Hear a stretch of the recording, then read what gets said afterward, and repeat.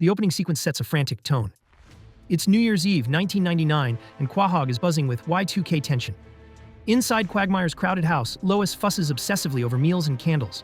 Chris anxiously asks if appliances can hack into the government. Joe offers Peter a list of things to be worried about.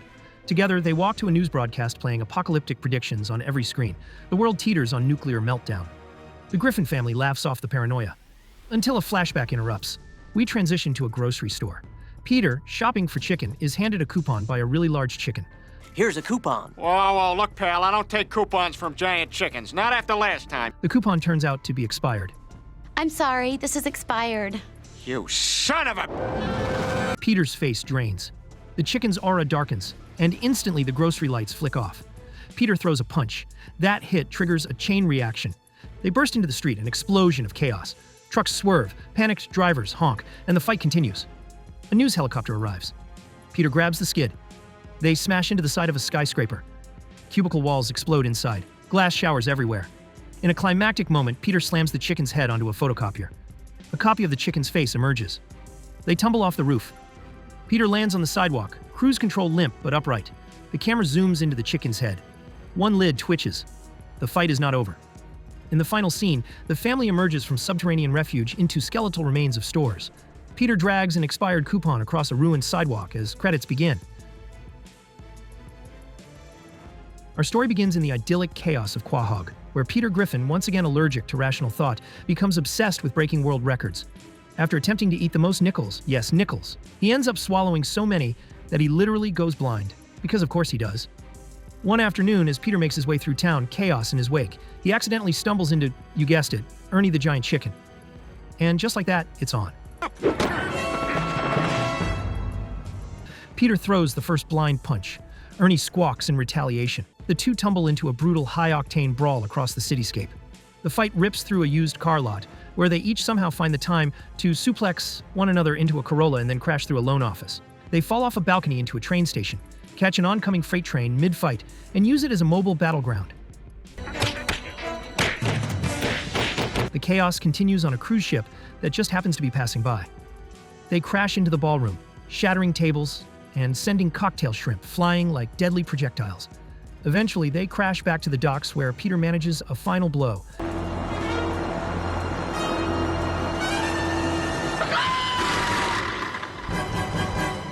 Victory? Well, almost. Because Family Guy fights never truly end. A place where logic goes to die, and Peter Griffin thrives.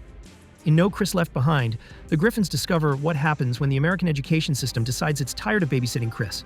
After being expelled for, let's face it, being as sharp as a marble, Chris is shipped off to a snooty prep school, which is basically Hogwarts, without the whimsy or unionized house elves. The episode kicks off with Peter, predictably, being the worst possible support system. After touring the school and offending every donor, headmaster, and probably a ghost or two haunting the old East Wing, Peter wanders into the school courtyard.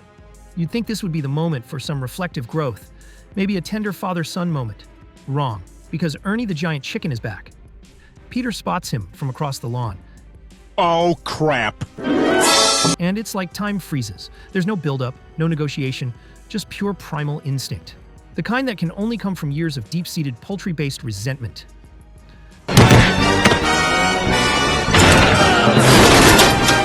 Peter limps away, bloodied, bruised, and triumphant, for now. What are we fighting about? You know, I have completely forgotten. Me too. Something about a coupon. I cannot for the life of me remember. Oh my God, that's ridiculous. The episode then pivots back to Chris, who finds his own path amidst snobs, snide remarks, and a complete absence of academic rigor. And yet, despite all this, Peter will return home, acting like none of that happened. And every other school we've tried just doesn't seem to be a good fit for Chris. Well, there is one other option. Because in Quahog, that's just Monday. Internal Affairs opens not with action, but with Quagmire's soul slowly dying. Yep, after one too many conquests and not enough intimacy, Glenn Quagmire, shockingly, yes, shockingly, decides to settle down. He starts dating a woman named Charmise, whose name sounds like a brand of shampoo, but whose commitment terrifies the very core of Quagmire's hyperactive libido. Meanwhile, Peter and the gang are reacting like supportive friends usually do on this show, by mocking him mercilessly. They can't believe Quagmire's gone full suburban dad mode, and somewhere deep in Peter's beer-marinated brain, this triggers what can only be described as an emotional misfire. And what better way to channel confusion, insecurity, and toxic masculinity than with a surprise boss fight?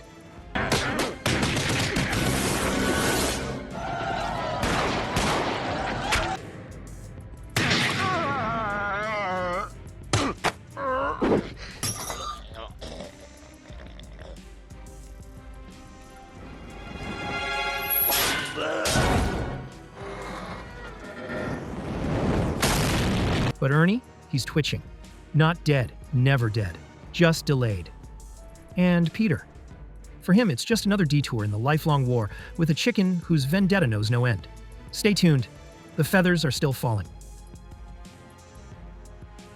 The final fight takes the chaos to backwards levels. This one kicks off like any normal day in the Griffin household. If your definition of normal includes an intelligent talking baby and an alcoholic dog casually using a time machine, like it's a microwave. Stewie, always the evil genius, has a firm rule: don't mess with the space-time continuum. After using the time machine to impress dates, because apparently Netflix and wine weren't working, Brian caused the fabric of time to reverse. That's right, reality starts rewinding.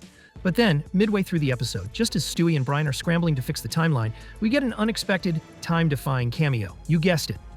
Ernie the giant chicken shows up again.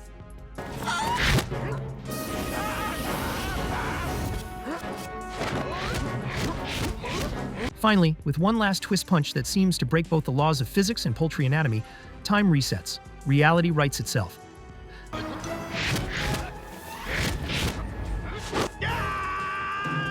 The world keeps spinning. Stewie repairs the damage. Brian swears to never time travel again, which is exactly how you know he'll do it again next season. And Ernie, he's out there, probably punching someone backward in prehistoric times.